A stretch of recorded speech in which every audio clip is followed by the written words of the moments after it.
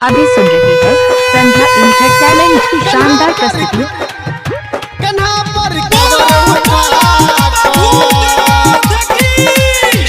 अभी आप सुन रहे हैं जय मां काली रिकॉर्डिंग स्टूडियो फुलपरास चौक से। Presented by Sandhya entertainment.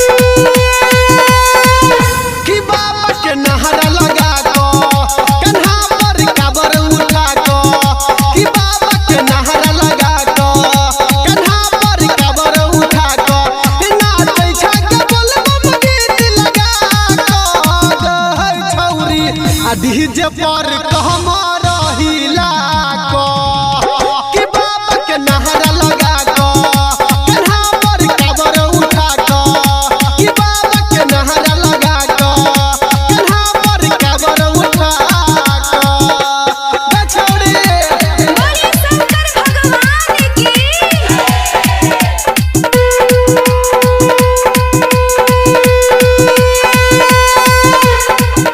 DJ Chandeshwar पंडित पिपरास चौक। कि बाबा के नहरा लगा को कन्हा पर काबर उठा हे गे लोटा से तोरा गिरै छौ झल गे एना नै दौड़ छौरी धीरे धीरे चल गे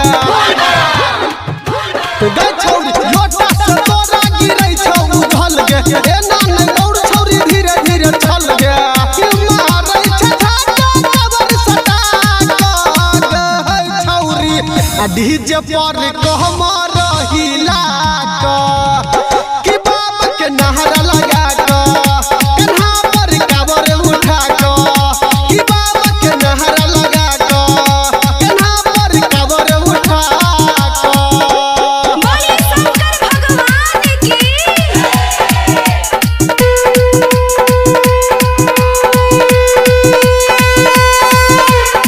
अभी सुन रही है संध्या एंटरटेनमेंट की शानदार प्रस्तुति। पिपरास चौक।